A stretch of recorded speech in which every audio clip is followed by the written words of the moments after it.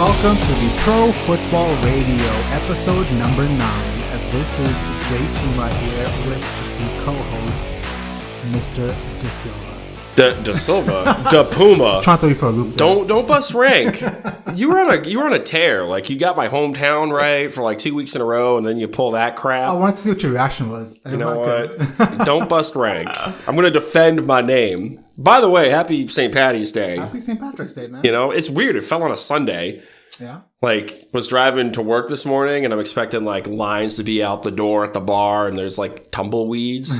Whereas in, like, Nashua at Peddler's Daughter, it's, like, out the door, around the corner, heading towards Margaritas. And it's like, oh, well, shit, is this what happens when St. Patty's Day falls on a Sunday? So it threw me for a loop. I guess so, man. In the past, was it on Saturdays in the past, right? Or how does it? Saturdays, a weekday. You name it, it just seemed to have cycled through on a Sunday. It's weird. Yeah, cool. How was your weekend? Good? It was good, man. Went to Stony Brook Brewery yesterday. It was great. I've never been there before.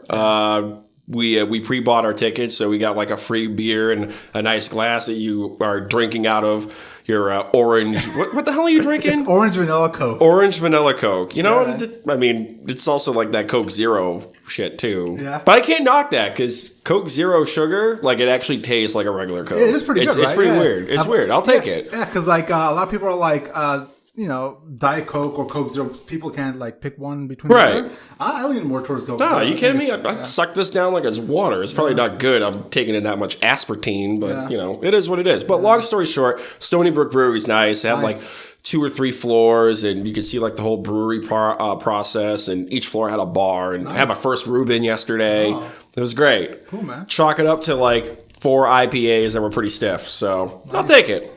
Hey, man, that's much better Saturday than my Saturday. I was just on the couch doing nothing all day, you know? Well, I mean, you're still on, like, the pup list, what you need. Know, right? Yeah, so. But I do have a funny story for you, because last night I was, around 7 p.m., I was like, all right, you know what? Time to get some food, right? So I go to my kitchen and look in my refrigerator. There's absolutely nothing. Oh, you didn't want to get any more Asian pizza? Right? So I was like, all right, let me go outside and go to the local grocery store and try to pick up some food. Now, I'm going to run the story by you because I want to see what your response to this would be. Like, what would you do in this situation? Because my moral compass made me... Your moral compass. Oh, God. Because my moral compass didn't kick in. I did nothing in this situation. But seeing as it, you are a very, you're a better person than I am. Oh, Christ. So I get to Trader Joe's yesterday, and first of all, it's packed. Like packed to the gills, right? Mm-hmm. For some reason, everybody's shopping and doing their weekly shopping, and I get to the cheese aisle, and I am in the cheese aisle, and this old lady comes up next to me. She picks up a ball of mozzarella cheese, sticks it in her pocket, right? Get out! I swear to God, I could not believe this was happening because this lady is like 65. She's like a sweet old lady. And this is like broad daylight. Yeah, broad daylight in Danbury, right? So. The funny thing was, I made eye contact with her when she was doing this. Please tell me you did like the head nod. No. I got you. Everything was happening so fast, I don't know how to react. That was the biggest issue. I did nothing in the situation, right? I just made eye contact with her, and next thing you know, she's bolting for the front door. She fucking stole mozzarella cheese? I swear to God. That's hilarious. She moved like Barry Sanders. I was like, what just happened? Literally from the second she put it in her pocket, the mozzarella ball cheese, right? And she made eye contact with me. And to the moment she was out the door, it was probably like 9 seconds max. She stole mozzarella cheese. Dude, and I looked around. I was like, did somebody see this? Like, what am I supposed to do here? Do I report her? Do I just say, well, it is what it is? I mean, I did nothing at the end of the day. I'd probably do the same thing. Like, what would you have done? I would be probably just so like shocked, and I guess you could say in awe. I was so shocked that I was like, first of all, the boldness of this lady, right? And then secondly, the moves of this lady, like just like juking people, getting the fuck out of this crowded store, and I'm like, should we sign her to the Patriots? Like, what's the deal here? Like, I probably would have just stood there and asked myself, did this really happen? Like, broad daylight in Danbury. For those of you that don't know. Like 6:30 p.m. Like, yeah, but okay, so, like, it's still daylight, though. Yeah. And it's like, it's Danbury. It's not like you're hard up for cash. You know what I'm saying? I mean, I guess so. No. Just steal. I mean, hey, props to the cheese lady. Dude, she got away. Like, you know what the thing was? I think she's done this before because her motion from the grabbing the mozzarella ball into her pocket, it was like within like 0.3 seconds. She probably pickpockets too. Dude, she probably does. Dude, she probably does. So maybe it was a slow week. She couldn't afford the cheese. She didn't pickpocket enough people. Yeah, and then I started thinking about her life. Cheese. Like, how bad is her life if she's got to be stealing like $6 mozzarella cheese balls? Like, I mean, should I like help her out? Was this at Whole Foods? Trader Joe's. Trader Joe's. Yeah, it's not like you were breaking the bank there. Yeah, it's not that bad. No, it's not that bad at all. Yeah. I love Trader Joe's. I haven't been to Trader Joe's in forever. It's a good spot, by the way. Yeah, it's not that bad. Like, it's not disconcerting just because of how the outlay is when you like actually leave the store, because like the cash registers are like cluttered. There's no like lines. People are standing in like a weird circle. It's kind of like fight night when you're trying to get on a Southwest flight. Yeah. So you would have done the same thing, right? You just been like, no, yeah. I probably just would have went about my day. I would have like shook my head, texted Tara, being like, "You're not going to believe this. Like, I just saw a 65-year-old lady literally steal a ball of cheese." Yeah. Like, my day's not complete. But we all know, though. We all know that if, like, me or you stole that, like, we would be instantly, like, up front waiting for the Danbury PD to come and fucking take a statement. I would go up straight up with hands up, don't shoot me. Oh, here we go. I'm not taking a bullet for that one. I'm not taking a bullet. Here's a mozzarella cheese ball. I don't want to die over this. Oh, Christ. Yeah. So, that was my Saturday. In a nutshell, that was my Saturday. Dealing with people stealing cheese, man. Hey, and then I went hard. back to more Netflix. It's hard out there, you know? You gotta see. Hey, mozzarella's good. You put some pesto on that shit, too? I know, right? So, yeah, man.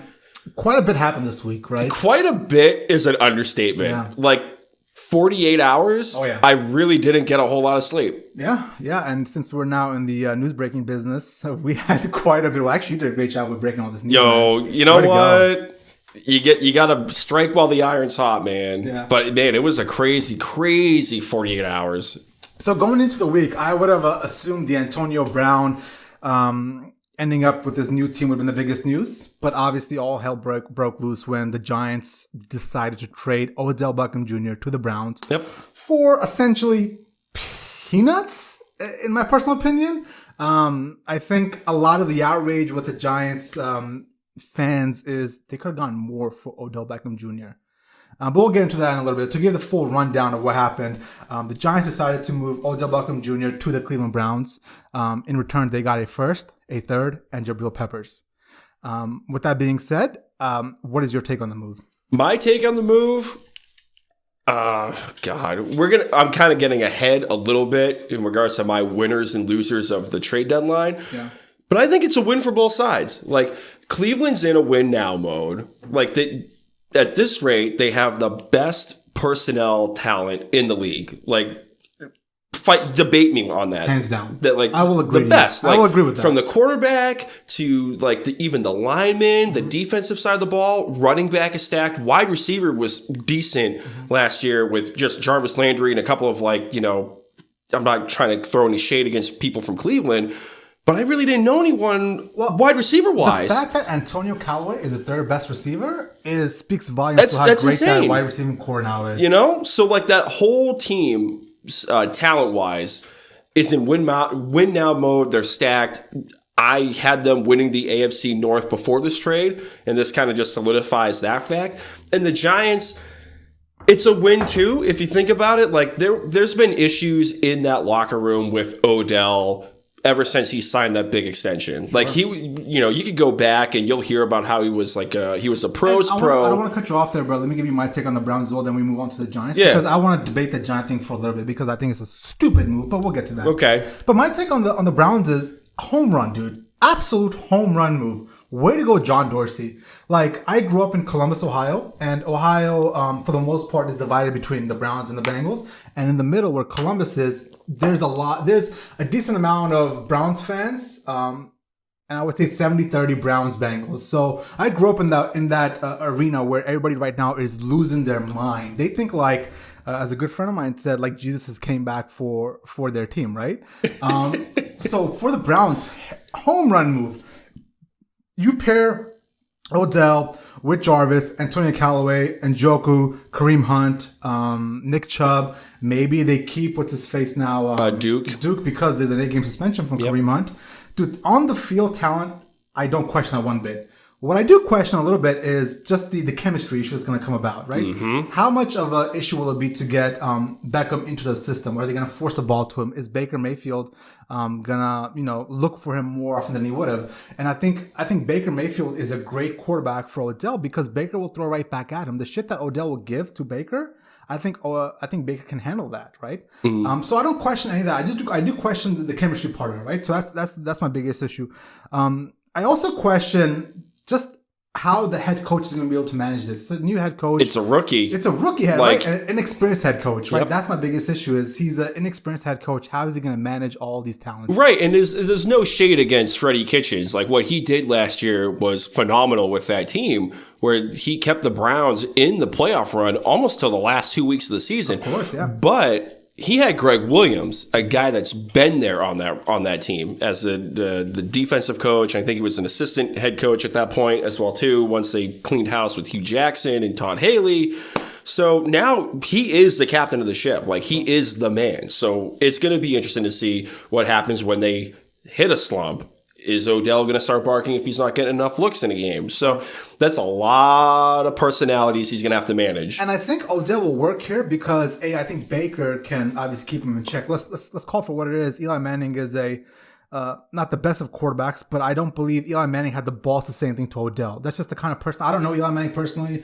I don't think he would actually go after Odell, but I think Baker would. I think Baker would tell him, I'll throw the fucking ball to where I want to throw it to. You know what I'm saying? So yeah. I think that is something that we'll keep in mind there. And then the fact that Jarvis is on the team as well, that could help him kind of stay on the straight and narrow as well. Now, the Giants side of it, this is my take. The Giants, we're going to do winners and losers later on, but I think the loser, hands down, this whole free agency, the Giants. I have a firm belief in you don't give up on talent. And Gettleman said this himself, but somehow he did. So the fact that they traded him just for a first and a third, because Jabril Peppers is not a good football player. And I know what people are going to say. People that don't really watch the Browns and are from that area. So being the fact that I'm from Ohio, I've watched Jabril Peppers quite a bit because he went to Michigan. So we keep an eye on our levels, right? But for those of you guys that are Ohio State fans, Michigan's also known as the team up north. Exactly, right? team up north, right? So when Jabril Peppers left and went to the Browns, he had a horrendous first year. To the point where the second year, with him being a really improved player, well, where else was he going to go? The ceiling was already so low for him that, and I've heard this quite a bit now, that, we got Jabril Peppers with those 2 draft picks. He was a great improving player. It doesn't fucking matter. He was already trash as it is. So with that being said, just for a first and a third, I think that is something I don't understand. You don't give up on talent like Odell Beckham Jr. And unless you get a talent just as good as Odell in the draft with those 2 picks, you've lost that fucking trade, in my personal opinion. Okay. My take is what I was saying earlier on was I have the Giants actually winning a little bit in this trade because there were reports yesterday that they were in extended conversations with the 49ers to ship Odell to the Bay Area, but the 49ers did not want to part ways with their second overall draft pick this year. So this was probably the best deal that they had. And even if you look at it, they still made out better than what Pittsburgh did with AB. Of course, yeah. We'll get to that, but... Yeah. And it's, there's no question. Odell is a talented receiver. There is no question about that. Mm-hmm.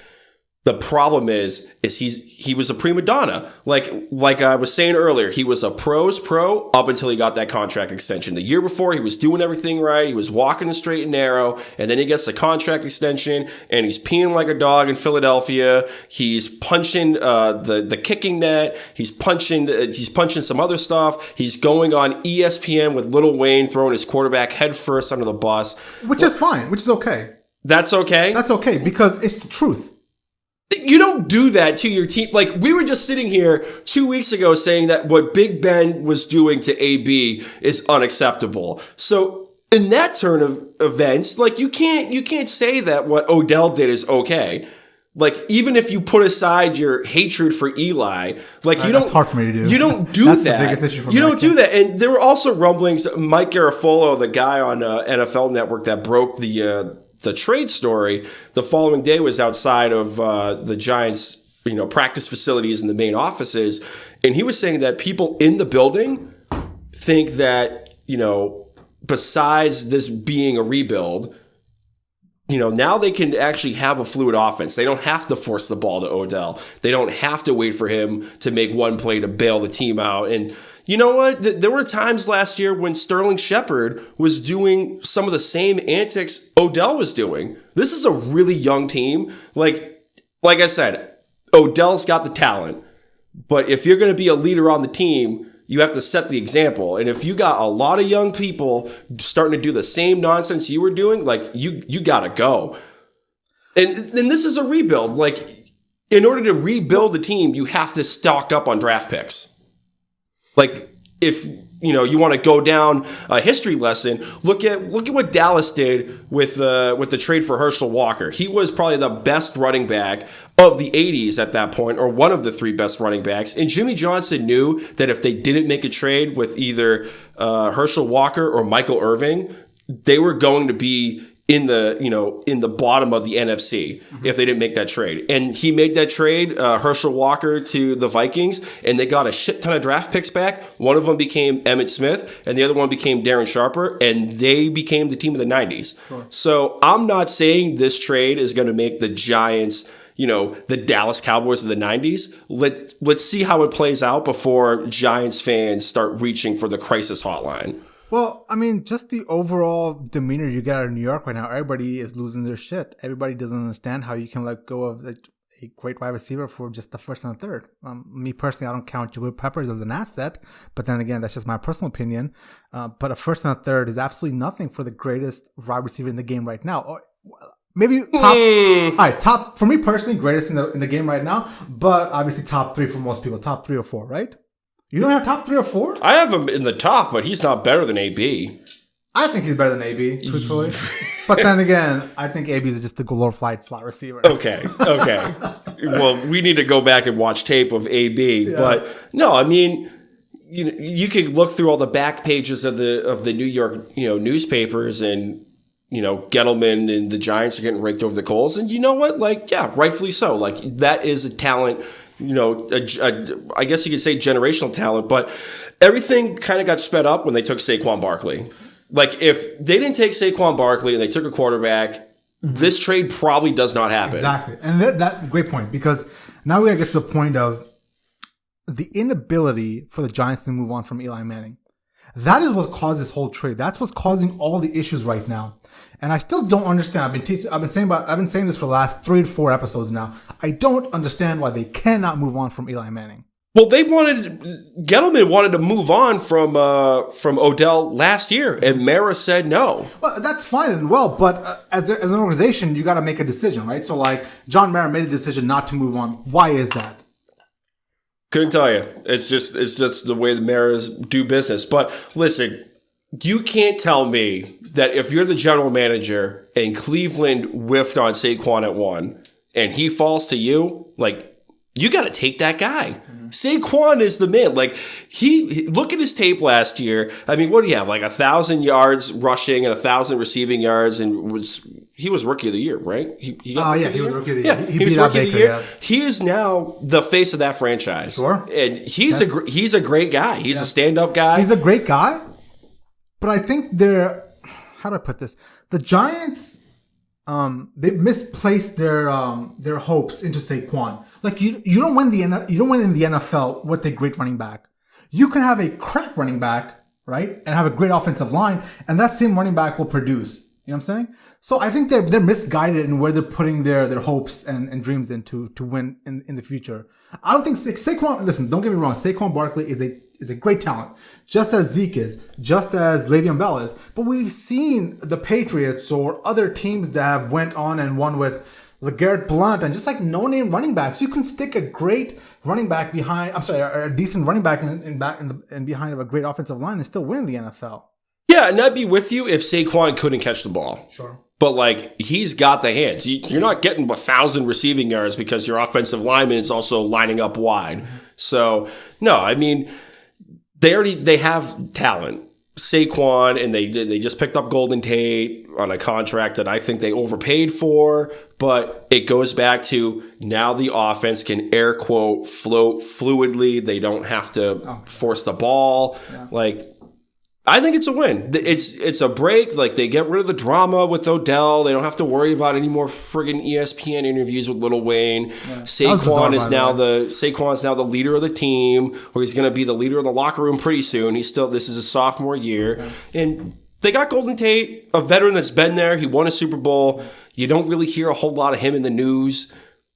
What? I mean, if you're in a rebuild, why not? And like I said, I'm not saying this trade is going to be like Dallas with Minnesota and they're going to win like 3 Super Bowls like Dallas did in the 90s.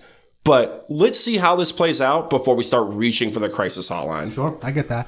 And just, I think going forward, I think this will be a move they will regret. Hands down, obviously time will tell, but I think the Browns are just going to utilize Odell to his max. So time will tell, but for now, I guess we can get to our winners and losers of free agency. Right. You want the floor first? Of course, yeah. I'll take the floor first. So one of my biggest winners was Green Bay. They made a couple of small moves here and there that are not going to grab the headlines, but they're great moves. Looking deeper into their moves, they picked up Preston Smith, linebacker from the Redskins, and Zadarius Smith, obviously our pass rusher from the Ravens. They're addressing the defensive side. Defense was up. Exactly, right? Friggin' black hole of that team. Additionally, they took on Adrian Amos as well, the safety from the Bears. So with those 3 potentially starters, truthfully, in my personal opinion, I think Preston Smith and Adrian will probably start. But they wholeheartedly went into this free agency trying to shore up that defense because obviously they could not stop a nosebleed. Right. So one of my winners in this free agency, looking deeper into their picks and not just going off the headlines. Great 3 free agency moves in my personal opinion. Additionally, they took on Billy Turner, an offensive lineman. That's obviously gonna go ahead and protect Aaron Rodgers. But I think they had a quietly great free agency. Okay. Any other winners, or is Green Bay just your one? I got some more, but you can go ahead. So my winners, I got Buffalo. I have the Bills as winners. Speaking of which, before I cut you off, I don't want to cut you off there, but I want to talk about what Cole Beasley said. Did you hear about that? No. So they asked him, well, you're going to Buffalo.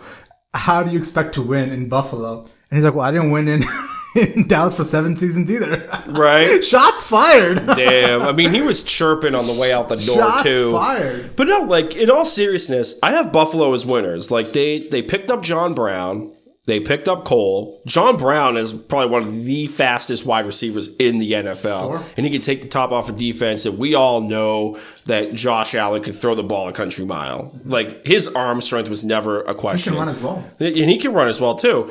So you have John Brown and Zay Jones lined up on the outside. You now have Cole Beasley underneath. To get the underneath and the intermediate routes. And they picked up Frank Gore. Mm-hmm. Like, dude, that guy is going to outlive me. Mm-hmm. Like, they need to study that man. He's got to be made of, like, some polymer alloy nonsense to be playing. But, like, if you look at his Instagram page, like, the guy is still working out. Like, he's still coming out of, the University of Miami. Like, he's still got it. Yeah. So that's a great pickup. He's going to be the backup to LaShawn McCoy.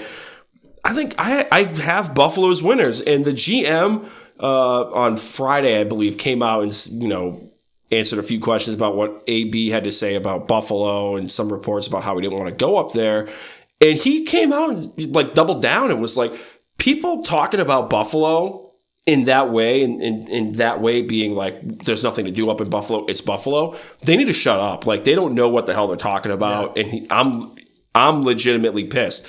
That was a direct quote from the GM. I saw that. And you know what? I laughed. I thought it was great. I thought it was great for the GM to come out and be like, you don't know what you're talking about. And if you're not from Buffalo, you shouldn't be saying anything about the city. Like, I like what they have going on in Buffalo. That defense was sneaky good last year, and now they added offensive weapons to Josh Allen, who's just going to continue to develop. Yeah. So it's going to be great to see what they do up in northern New York. I personally disagree with the GM because I've been to Buffalo and I saw the Niagara Falls, and I still wasn't like entertained by it.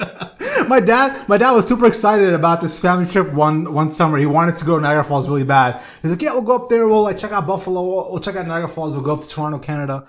I'll tell you what, it wasn't that awesome. You know what? I get his point. Buffalo is kind of just I'll go to a damn Bills game. I'll get in the car. I like what they're doing. And then real quick, my other two winners, I have the Jets being winners, not only just because they picked up Le'Veon Bell, but they made a lot of good moves on the defensive side of the ball with C.J. Mosley. They shored up that linebacker core. They had Anthony Barr, then he got cold feet, so they really didn't get him. But I really liked the Jamison Crowder move. Sure, yeah. I thought that was great. You put him where Curse was. I think Curse is a free agent right now. So you got him, Robbie Anderson, Le'Veon Bell. They're giving Darnold the tools. Yeah. So that's a talented roster as well too.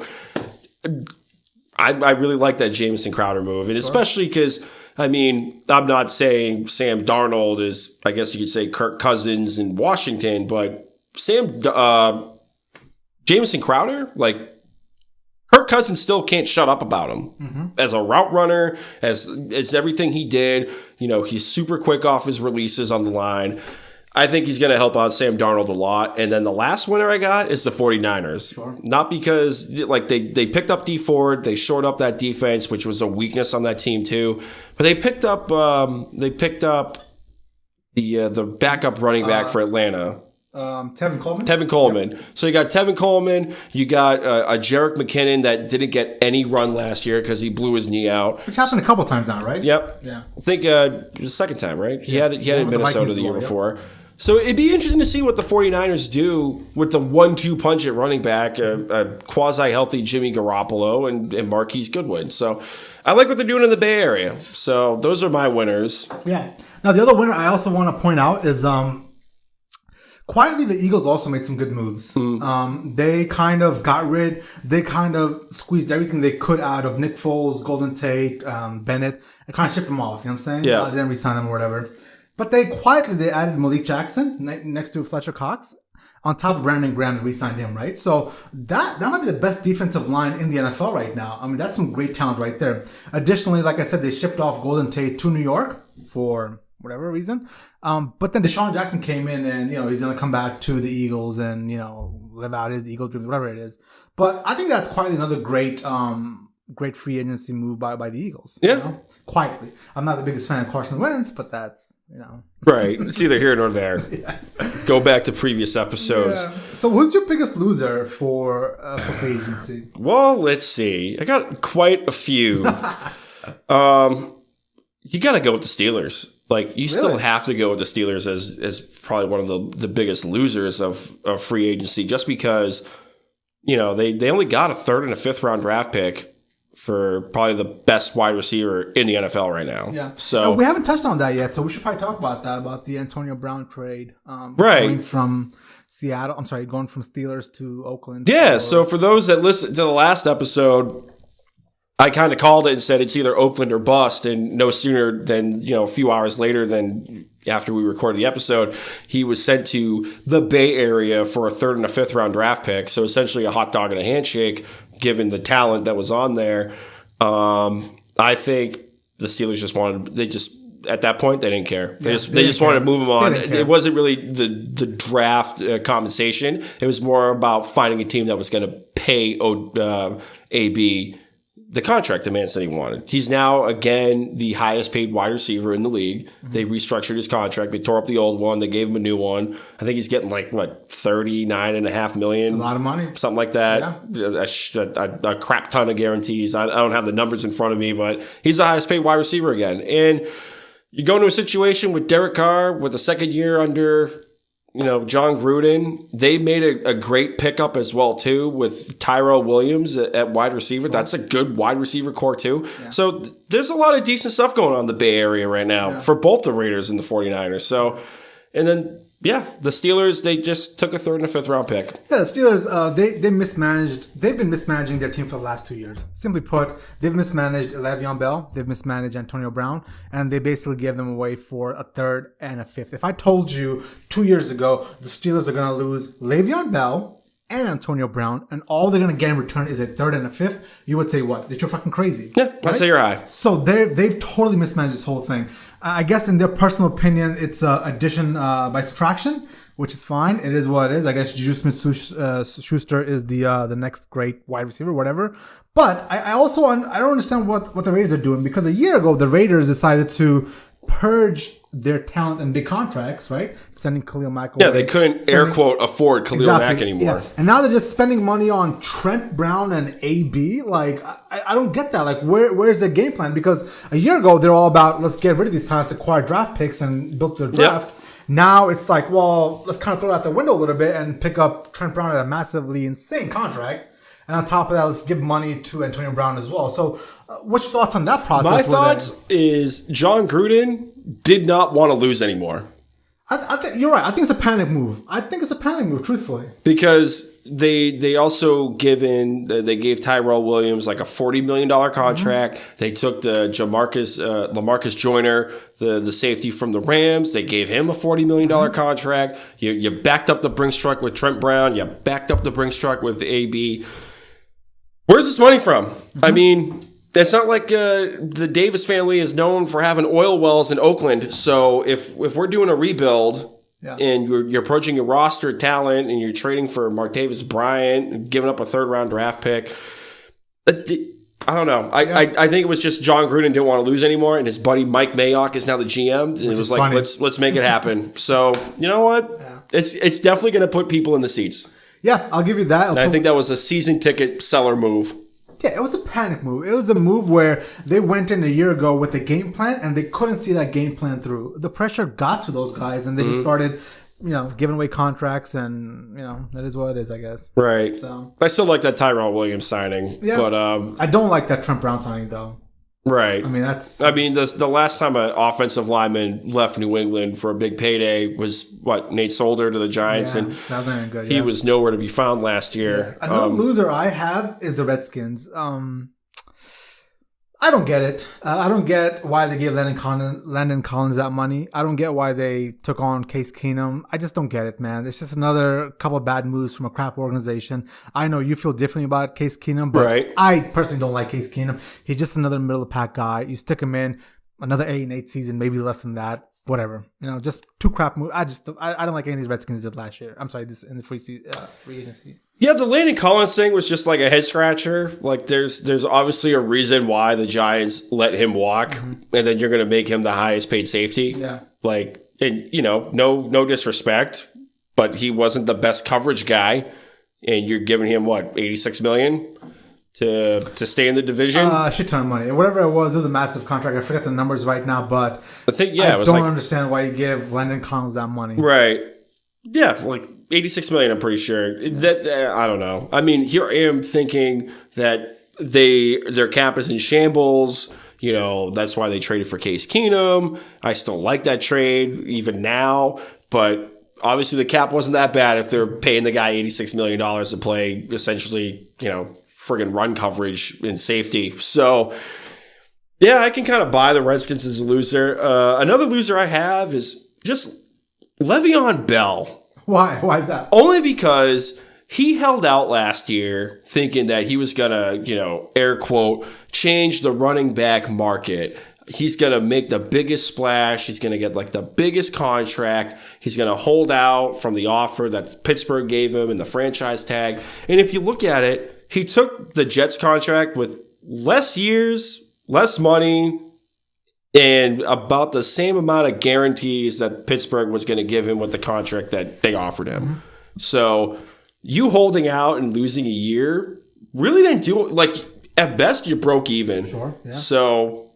yeah, I mean, I guess you kind of make up for your lost funds by dropping a rap album, but which I'm not going to listen to. I'm telling you that right now. I'm not listening to the Le'Veon Bell rap album. Give Le'Veon Bell some action, bro. No, I'm not going to give Le'Veon Bell some action. So, no, I mean, if he wanted to be paid and have some guarantees, he might as well have just signed with Pittsburgh. I mean, and if you think about it too. He's a loser in the air quote loser in this contract because the Jets covered their ass by putting anti-holdout language in the last 2 years of his contract. Mm-hmm. Yeah. So they weren't getting burned like how he burned Pittsburgh. Yeah. So he took less money, less years, and got boxed into a contract. Yeah. So he's the loser. Yeah, I think Le'Veon Bell probably just wants to stick it to the Steelers, man. I think when you offend somebody, it's kind of hard to come back from that. So I think part of his decision to hold out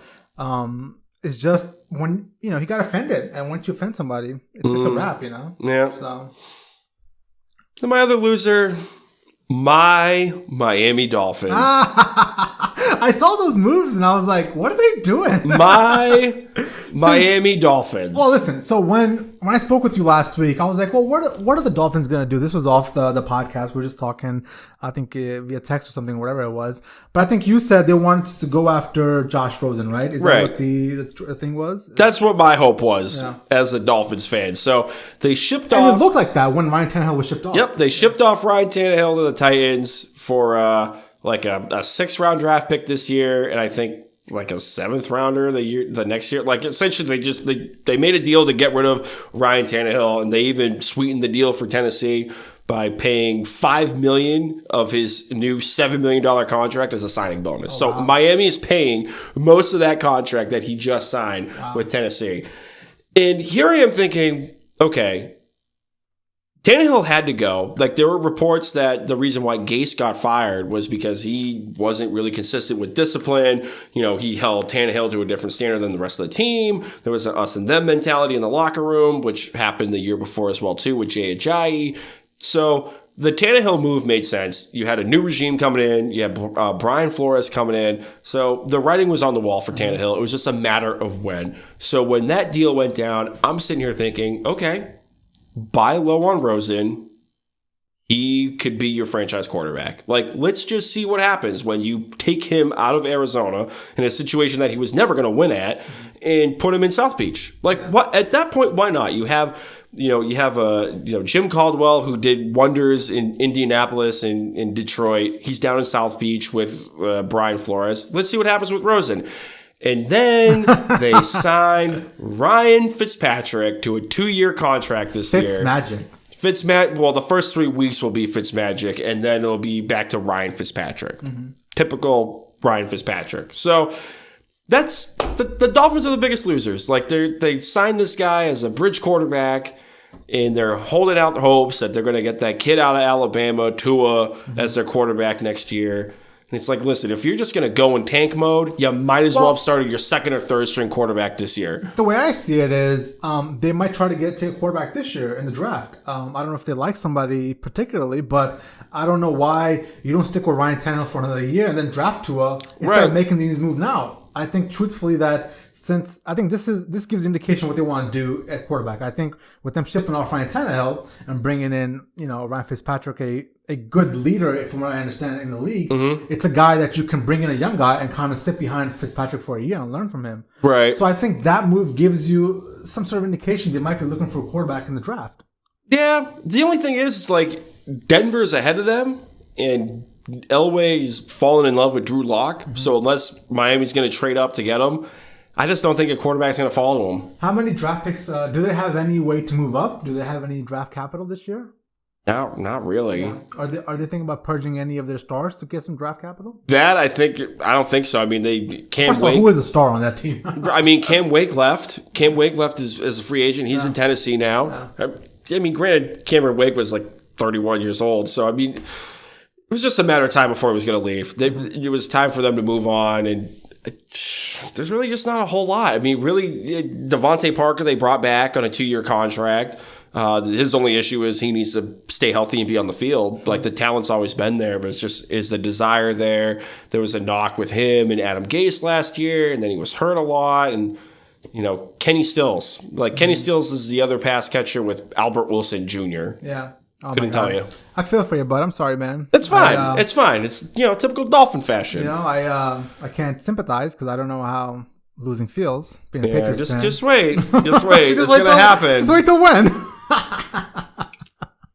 It's going to happen. And everyone that's a fan of a team in the AFC East is going to give you so much shit. Brady's going to play till he's 50. And I'm going to beat you to death with my laptop. This friggin' guy. At least 45. Speaking of my Patriots, we made no significant moves, man. Just picking up Small pieces here and there, dude. But you know what? Like, that's the Patriot way. I was talking to a guy on Twitter back at home, Bobby Legend. We were talking a little bit about, the promo I cut for this episode of the podcast. You like how I stepped up a promo game? Yeah, about time you stepped up the promo game. But real quick, I told Bobby that I didn't have the Patriots as a loser just because, they were relatively quiet in the Browns signing with Oakland. I think they get like a 3rd round compensation pick or something like that. So in typical Patriot fashion, they're shipping off an air quote offensive lineman star and they're getting draft picks back. Yeah. So, yeah. Is it interesting that I cut my first promo and I uploaded it to Instagram and then like half an hour later, Instagram shut down? Dude, friggin' Instagram. Okay, so we're in the news breaking business now, I guess. Air quote, news breaking. News breaking. So you cut the promo in about goddamn time. You cut the promo. I did pretty good, I think. About time. The hair was on point. It was good. Well, the thing was, I didn't realize it was only 60 seconds on Instagram. Yeah. So I was just rambling for like 2 minutes. I was just like getting my thoughts out. Yep. I still had the Le'Veon Bell thing to get to, and then all of a sudden it was cut out. I was like, fuck! Yeah. Once you hit like 55 seconds, you gotta like hit your bit and cut. But I was watching your promos, and you just move quickly. You're just like boom, boom, boom, boom, boom. Yep. That's what you gotta do, man. You gotta work in progress. You gotta stick and move. But your hair was on point. Dude, I was crushing with my hair. You put the video up, and then friggin' Instagram went down for like a day. Coincidence? And here I am. I'm trying to put information and news up about Earl Thomas signing with Baltimore, and then Mark Ingram going to Baltimore, and some other stuff, and the friggin' thing crashed and you couldn't log in, and here it is saying like, oh, your login credentials are not valid, please try again later. And it's like, I'm gonna break my friggin' phone. Like I'm trying to work right now and I'm trying to break news at the same time, and friggin' Instagram shit the money bed, and then Twitter was exploding. Thank God for Twitter. Yeah. Thank God for Twitter. Like, at least you can still break some news out there. I'm stupid for Twitter. I don't understand Twitter. Twitter's simple, man. I don't get the threads. I don't get how you can reply to people. It's not that hard. God, it's just too advanced for my little 180 characters or less. You get your point across, move on. Yeah. It's not that hard. I just like Instagram better because I have better memes. Here we go. The friggin' memes. Gee, at some point, they all just become a blur. They all become the same. What? They all become the same. Every meme page you send me, I'm like, yep. I'm looking at it and be like, I'll see this again in like 3 weeks. Like, they just recycle shit. Are you trying to say you don't like my memes that I send you? Some of them are recycled. That's all I'm saying. Oh, see if I ever send you another meme again. That's fine. Because half the time now, it's like, oh, it's like private. If you're a private account and you're just doing memes, I don't want any time. I don't want to, no, I'm not going to hit the, request to follow, and then you got to wait, and then like they get back to you, and it's like, oh yeah, you can follow this stuff. Like, no, if I have to follow a private page for memes, I'm all set. Keep it. Keep that energy. Keep that same energy, Instagram. I don't need that. I don't know why I even hang out with you, bro. For moments like this. For moments like this. Whatever. All right. Regardless. But moving on. So, what was the fan question this week? Is that what we're getting to now? Oh, God. I mean, we got the fan question this week. What's up? What's next, by the way? What's next on the agenda? Oh, let's see. We just hit our winners and losers. Oh, speaking of which, one last winner. Nick Foles going to the Jaguars. Love that move. I think that team for the most part has bigger issues than just quarterback, I think. But if they can rein in some of their egos, if Jalen Hurts can shut his fucking mouth, if they can rein their egos in and go back to 2 years ago of just working hard and just trying to crush everything, I think with Nick Foles they can do absolutely right. But if he goes out and talks shit week in and week out and everybody's after him, then See, I'm interested. He's got to manage some personalities. That was definitely a manage the locker room move as well too with Nick Foles, and not like he doesn't deserve it. There were a lot of personalities that managed in that Philadelphia locker room, and he did just fine. I'll give you that, yeah. So that's a great move as well too. It's just I think they're going to need to get some wide receiver help because I think Dante Moncrief left, so it's really just D.D. Westbrook and one other kid. Mm-hmm. His name's escaping me. It's no shade. It's just I don't know who the guy is. So they're that limited a wide receiver. So they're definitely going to need to get Nick Foles a little bit of help, but I still like that move as well too. Sure, yeah. And I found out what Duval means. So what does Duval mean? Duval County. Yeah. Who told you what Duval meant? One de Puma. There you go. You're going to use that hashtag Duval. Absolutely you got to not. use it right. So the fan question this week, I think it's from the great state of Ohio. Go Buckeyes. Let me pull that up real quick. Let's see here. What the friggin' Instagram. I swear to God. All right. So the fan question from S_Marie 317. Yeah, good old friend of mine from Columbus, Ohio. We went to high school together and college. Sarah Marie. She is a friend of the podcast. Yep. And a great friend of mine as Friend well. of the pod. Yeah. All right, Sarah. So her question, and by question, I mean there's like 5 listed in here. Way to go. So Pack it in, get the most for your money. There are sources on the Giants side that they are claiming they unloaded OBJ because he's a total pain. I'd love to hear y'all's prediction on how OBJ and Mayfield's antics might or might not clash and or potentially get in the way of what should be a dynamic duo. Do you think their behavior will overshadow talent in Believe Land or not? The fact that she used Believeland, that's where it's at. Hey, I used the hashtag the land in my promo for my take on the Odell trade. So, Yeah. what do you think? We kind of touched upon it. We did touch upon it. The first point of that. So listen, of course, when you trade somebody from your organization, negative press is going to come out. Everybody's going to say we don't like him being here. We're glad he's gone. Blah blah blah blah blah. And I think it's important to realize that when Odell signed his contract, a lot of people were happy for him. Did you see how excited his teammates were? This is something that ESPN pointed out. And to me personally, that speaks to a guy that is, I guess, loved in the locker room, right? Now, the second part of that question, I think Baker is the one guy that can reel Odell in. I think Baker and a combination of Jarvis, Jarvis being his ex-teammate from LSU, I think they can keep him in check. So Baker's the kind of guy that will, tell him to his face, I don't give a fuck what route you're running. I'm not going to throw teeth not open, So if he does throw a tantrum, I think Baker and both Jarvis can reel him in. In regards to the behavioral overshadow talent up in Cleveland, no, I don't think it will, man. I think you will see one of the better Odell Beckham Jr. years this year just because he's motivated. You know what I'm saying? He's got cut by his team. He's going to go up there. He's going to try to light the world on fire. And I think this will be one of the best years Odell's puts on paper. Yeah, I don't know, man. Like that's a young team. There really isn't a whole lot of veteran presence on that Browns team. You got a young head coach. And let's face facts, it's not like that franchise is known for stability at all. Like they're probably one of the most dysfunctional franchises in the NFL. So I don't know. Like it's kind of hard to tell. Like if you look at his history, like him being a diva is gonna get in the way at some point. I'm glad the Browns made that trade. Like they had to make that move, but people need to temper their expectations of things. They definitely do need to temper stuff. Their expectations. Like, let's wait for them to take the field first. Like, I really want to see what's going to happen if they start going into a slump, or Odell's not getting his looks and Jarvis is getting more looks. Like, there's a lot that could go on. So, I'm kind of hedging my bets that this could possibly be a freaking dumpster fire at some point. Like if things go south real fast. Sure, I think you have some good points there. Where if Freddie Kitchens can't manage the situation, it's gonna implode.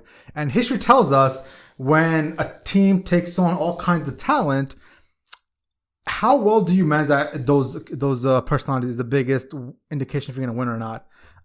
If you remember the super team of Michael Vick and who else was it? What was that cornerback the Eagles picked up and all these great talents they had and the Eagles imploded? You remember that? No, was it Nnamdi Asomugha? Yeah, I forgot his name. Yeah, but like even Andy Reid couldn't manage the situation. That thing imploded. So there's a chance this could happen here if Freddie Kitchens doesn't step up. Yep. I mean, I don't know, man. Like, listen, people in Believe Land, like, temper expectations. Like, seriously, take a step back. Some people are talking about Super Bowl out there. And, like, air quote baby steps. Like, AFC North champions is realistic at this point. Yeah. Let's not. Which is a big feat. When's the last time you can say the Browns are favorites to win that division? Yep. Never. I mean, I think Bill Belichick was the head coach then. Yeah. So, who knows? the way I see that division playing out, I know a few weeks ago, I thought that the Bengals might win that division, but I truthfully believe now that with Odell going to the Browns, and if they can get it all to click, they're going to win the division easily. You know, and I'm talking about like 2 games probably. Like I see them being like 11-5, truthfully. I could buy that. Yeah. I mean, like the division is kind of wide open. Like you got, Andy Dalton and Cincinnati. Like they've always been there with AJ Green, but like the biggest knock was, can AJ Green stay healthy? Yeah. Like the team's going to go as far as AJ Green's going to go. Another big knock was fucking Marvin Lewis didn't have no creativity one bit. Nope. And now you got the quarterback coach from Los Angeles being your head coach. Yep. Maybe you can spice up that offense. Yeah, like that whole division's wide open. And Pittsburgh lost people. They gained some people on defense. It was like the one move that they made today. They shored up linebacker. But I mean, like the Ravens, they picked up Mark Ingram and Earl Thomas. But then they re-signed their tight end, but they don't really have anyone to catch the football from Lamar Jackson if he's able to throw the football. Well, the problem is he can't throw the football. Right. So really all they have is Mark Ingram, a tight end that they re-signed, and Earl Thomas. Mm-hmm. They lost C.J. Mosley. They lost that guy that went to Green Bay. Mm-hmm. So that division's wide open. C.J. Mosley leaving was big to me. That he is a foundational member of that defense, and the fact that he left, and that's I think the best move the Jets made was picking up C.J. Mosley. That's a big move right there. Yep. Yeah. So it's definitely going to be interesting. Now on Odell, real quick, we were kind of talking about this in production. Like, where does like Odell and Jarvis rank? Oh, absolutely. So I think right now, I'm sorry, all time or in. I mean, now, right now, we could do both. I think right now in the league, they're the best wide receiver duo there is in the league right now. I can't think of anybody better than those two guys. Can you? AB and Tyrell Williams. Oh my God. AB and Tyrell. Stop it. Are you kidding me? Just say, like, listen, Tyrell Williams filled in masterfully when Keenan Allen went down 2 years ago or the year before when he tore his knee up on the first game. Like, no, like, and it's AB. Like, he is not just a glorified slot receiver. Like glorified slot receiver. No. Fast slot receiver. Then you need to go back and watch some tape. All right, let me ask you a question. Is Tyrell Williams better than Jarvis Landry? I mean, they both go deep. Listen, like, any wide receiver duo that has AB is gonna be ahead. Like, I don't care. Like, I see this the other way around. I see any wide receiver that has Odell Beckham is gonna be the top wide receiver group. Nah. Wow. I mean, I got him second. I'm still taking AB. I'll still take AB over AB and Tyrell over Jarvis and Odell. Okay. I mean, like Odell is known for, essentially one catch. One catch. Sure. AB posted 6 100+ reception seasons in like 1,000 yards. That's like and you're not doing it just from the slot. The reason why I say that is because I've seen Wes Welker do that. I've seen Wes Welker do like 4-5 seasons in a row of those like crazy numbers being part of that system. I've seen Julian do it here and there when he's not hurt. You know what I'm saying? So that's why I say those numbers, they're gaudy, and I get that and I have to respect that. But just pure talent wise, like Odell is just a different animal, Nah, I mean talent. I'm still going AB. Okay, like that's no shade against Odell. Like the kid's got talent. It's just the off the field issues that are a problem with him. Yeah. So yeah, that's my take. I mean, people were saying like, even you were saying that he's like second all time talent wise wide receiver duo. Yeah, damn right. And you want to talk about temper expectations? I think with Odell and Jarvis, they are second best all time after Chris Carter and Randy Moss. Okay. I can't think of anybody else better in regards to just pure talent. Like these guys, listen, Jarvis and Odell are in the early stages of their careers. They haven't won big just yet, but just pure talent wise, man, these guys can do some phenomenal stuff. Yeah, there's no way I am putting Odell and Jarvis ahead of Torrey Holt and Isaac Bruce, Reggie Wayne and Marvin Harrison, Larry Legend, and Anquan Bolden. I said pure talent. Pure talent. Look at the talent there. I'm saying you're telling me that those 4 other pairings that I listed do not have as much talent as Jarvis Landry and Odell Beckham Jr. Listen, don't hate me for this.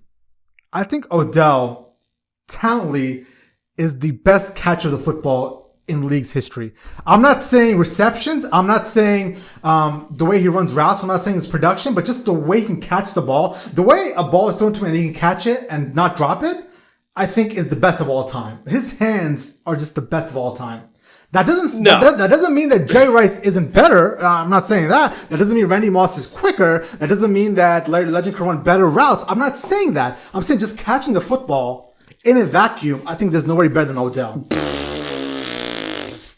A lot of that's gloves. I'm just saying. Look at the gloves that friggin' Jerry Rice had. You might as well use isotoners from friggin' Walmart. Yeah, but no. But I think it's important for you to understand what I'm trying to say. Just take out all the numbers, all the rest of it, in a vacuum, catching a football. I think Odell's the best that's ever done it. Yeah, no, that's a hard pass. Him and Jarvis are gonna have to get in line behind Torrey Hole and Isaac Bruce and Anquan Bolden and Larry Legend and Marvin Harrison and Reggie Wayne. Like, no. Let me see how those personalities on the sideline. Getting back to Sarah's question, I want to see how it works out because call me being pessimistic. I don't really see it working out that well. Like, just if they hit a slump or if Odell's not getting his looks.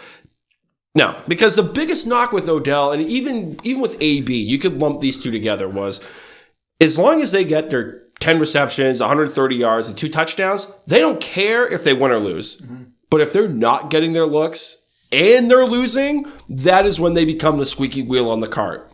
Mm-hmm. Like, I mean, look at AB. Like, he had that phenomenal game in the Superdome, rather. The Steelers lost the last couple of seconds to the Saints, but he had I had him on my fantasy team, 13 receptions, like almost 200 yards and 2 touchdowns, and he didn't really give a shit. Mm-hmm. But if you're not getting your looks, you're banging your freaking helmet on the sideline, you're getting in arguments with your coaching staff. Like, the same could be said about Odell. See, I see it differently, man. I just don't.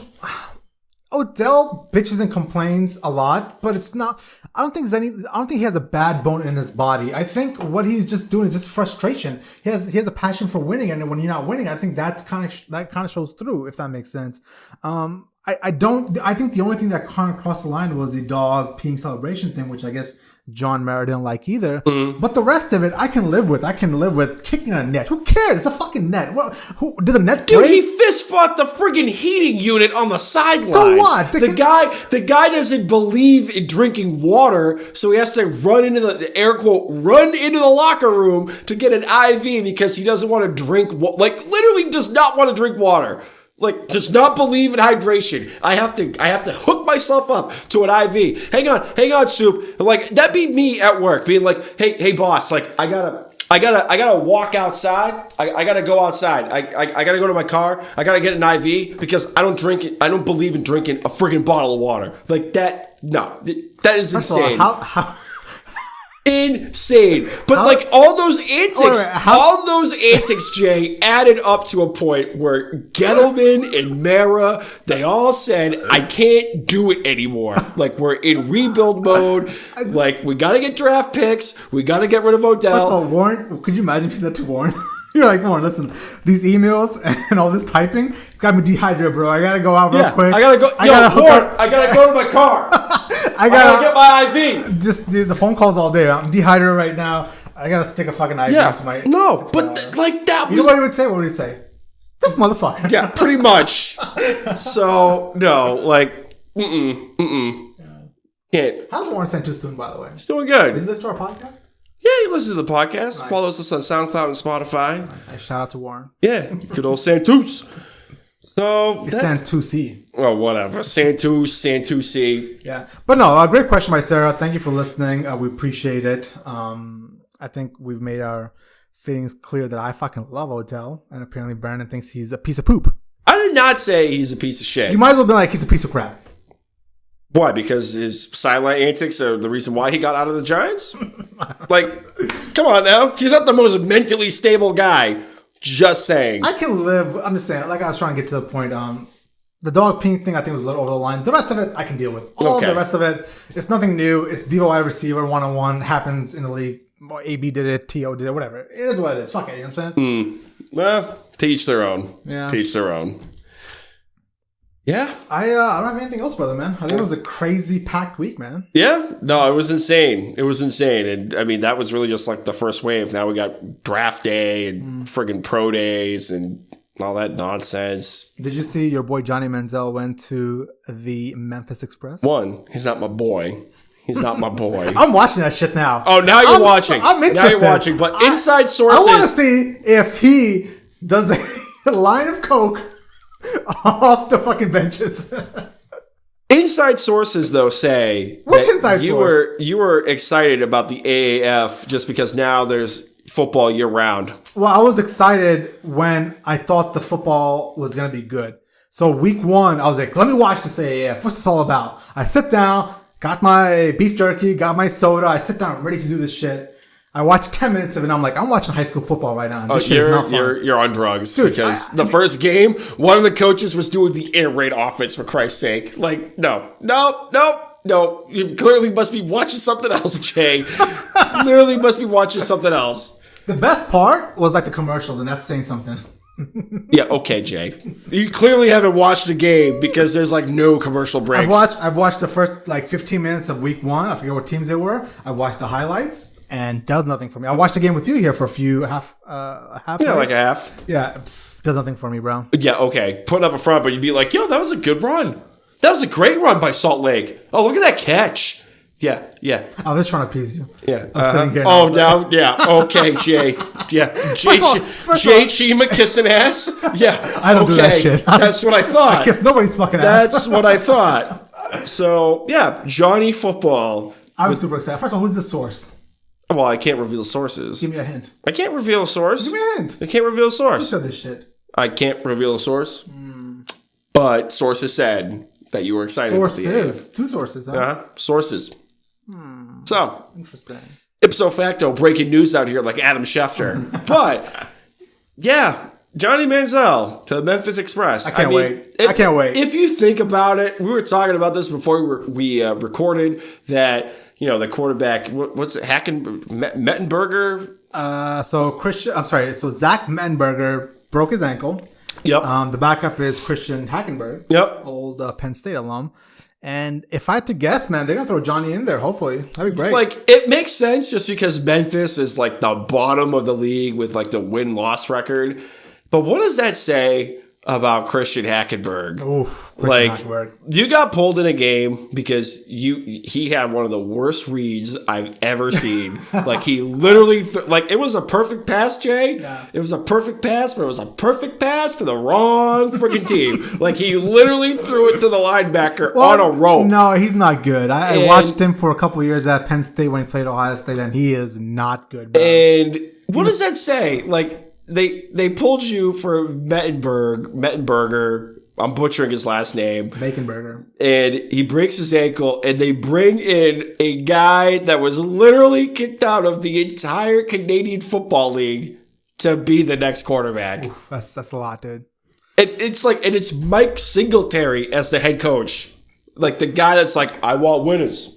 I want people that want to win. Do your Singletary impersonation. Guys, get ready for this. He has the best Singletary impersonation of all time. This is gold. I'm going to sit back and let this happen. Let the magic happen. I would rather play with 10 men and get fined all the way than be with 11 men and have one guy that's not with the program. I can't play with him. Can't coach with him. Can't win with him. Can't do it. I want winners. I want people that want to win. Like Mike Singletary, the I Want Winners coach, is going to be Johnny Manziel's coach. God damn, I am so fucking just motivated right now. You should be a fucking coach. I'm just, hey. Life coach 101. I got my moments, you know. We're about to throw a fucking wall right now. You watch a couple of videos. You watch Any Given Sunday. You know, piece by inches. You got to claw with your fingernails for that inch. Damn. The inches are right in front of our face. I've never seen Any Given Sunday. Any good? Any Given Sunday is probably the best football movie ever, hands down. You got Lawrence Taylor, you got LL Cool J, Jamie Foxx, Al Pacino. Like that movie was That movie was kind of ahead of its time if you think about it. That was a great movie. I think the greatest football movie of all time is Longest Yard. What was the other one with The Rock? Gridiron Gang? Is that what it was? I only saw I'm not a Dwayne fan, so like I'm not The Rock. No, it's Dwayne. The Rock. Dwayne. I always wondered, how did he come up with the name The Rock? Was it just like... I know it's obviously in wrestling and stuff, but was he sitting in his locker room one day before his first match, and he was like, I'm gonna call myself The Rock. How did he get that? I'm not too sure. A couple of people that follow us, they could definitely answer that question. But I know before he became The Rock, he was like Rocky Malahara or some shit. Like he had an actual first and last name and came out looking like some dude from the friggin' Flintstones. Like I think his first appearance was during a Royal Rumble. So yeah. What would your wrestling name be if you had to pick a wrestling name? I don't friggin' know. Like, what would it be? The Puma? The Puma. That's a great fucking name. Why the hell not? You have like, what we need for you, by the way? We need some sound effects for you. When we say the Puma, we have like a little, yeah, no, not gay, but like more. Buttercream, crock skin, buttercream. More ferocious, right? Like, yeah, Siegfried and Roy shit. Yeah. That tiger didn't go crazy. That tiger went tiger. I think that should be a topic for next week. We should come up with names we'd have from the WWE. There you go. But like we can even put that like in a poll. It's great. We'll leave it to the fans to pick our names. Yeah, we can put it for the fans. What would your wrestling name be? Yep, it'll be a good time. Yeah, I can't think of one right now for myself, but we'll get back to it. Yeah. Speaking of nicknames, I was talking to D-Ro. Yeah. And he was like, since you have a cool nickname and I'm just Cheema, I should go with the Cheetah. What's your thoughts on that? The Cheetah and the Puma. What makes it great is like the Cheetah, you're like banged up with a knee injury right now. So like you're not moving that fast. I know, right? I don't mind it. That's good. Well, I'm sure cheetahs have knee surgeries. I'm sure they... Yeah, they totally have knee surgeries. They get eaten alive ass first by a hyena if they can't run. Could you imagine if that's your life every single day? You have to just run away or catch your food? I wouldn't survive like three hours. Yeah, because they don't have Starbucks on the fucking, Serengeti or some shit. Why did I crack on my Starbucks addiction? Oh, here we go. Starbucks addiction. I'm working through it day by day, and you're just being insensitive about it, bro. I'm being insensitive? No, you are. Just use your friggin' Keurig. You got a Keurig. Who said... Listen, no. I've tamed my Starbucks intake down from like 5-6 times a week to maybe 2 to 3 times a week. But I'm still I'm still working through it, bro. There we go. We're still working through it. You're some ill shit. You're on something else, Jay. Somebody. You're on something. Yeah, I know. Mm-hmm. All right. I think we're at an hour and 6 minutes. Yeah, guess it's time to plug it up, huh? Let's plug it up, bro. So, for those of you that have stuck by us... Before we get to that, any Kardashian rants or issues this week? No Kardashian rants. Can't think of any. Okay, all right. Can't think of any. Because I know you watch them quite regularly. Oh, yeah, totally. I live for the Kardashians. I still believe you do. The amount of knowledge you have about the Kardashians, I'm sure you watch them. All you have to do is watch fucking ESPN, and you'll find out all the goddamn cliff notes of whether or not Lamar Odom is like in a coma back when he was, banging down Viagra pills from a gas station and then going to the bunny ranch out in Vegas. Like, no, all you have to do is watch ESPN. I was thinking about this like a few weeks ago.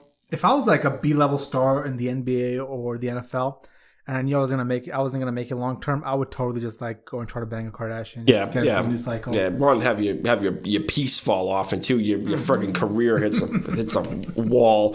Now I'm gonna do the plugs before we get sidetracked to do another hour of me ranting about the Kardashians and how it's still OJ's fault. I think it'd be a great idea. So, for those of you that stuck by us for 9 episodes, you can follow us on Facebook and Instagram at Pro Football Radio Podcast, Twitter PFR Podcast.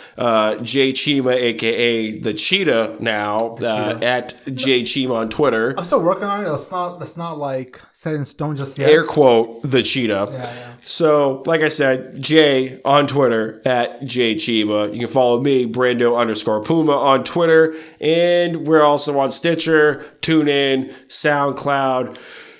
What the hell else am I missing? Spotify. And we're also on Spotify. Be sure to subscribe, like, follow, and due to some awesome handiwork from our boy Joe Rosillo. Thank you, Joe. I butchered your last name, Joe. My bad. But Joe got us up on YouTube, man. Dude, Joe, my guy, coming through, man. He edited the audio down, and you can start following content on YouTube as well too on the Pro Football Radio podcast page. Right now it's just audio, but moving forward, we'll come up with some dynamic stuff. It's gonna be great. Not vlogs, you know what I'm saying? Yeah, we'll go to like Patriot games. Yeah, it's going to be great. So YouTube, Stitcher, SoundCloud, Spotify, TuneIn, Facebook, Instagram, all of it, Twitter. I still think there's too many of these media platforms. You just gotta have one big media platform, and that's it. You know? Yeah, but then people won't be able to pay for the Rolls Royces and shit. We're still trying to work our way onto iTunes, but Apple is just giving us all kinds of hell. It's fine. They want our audio quality to be amazing. They want our sorry, we're not getting it. It's fine. It's fine. We're gonna kill it on YouTube and Spotify, TuneIn, Stitcher, and SoundCloud. Pro Football Radio Podcast. Yeah. Thank you so much, guys. We appreciate it as always. Keep listening. Keep leaving comments. We appreciate all you guys. That's it. Yeah, vaya con Dios.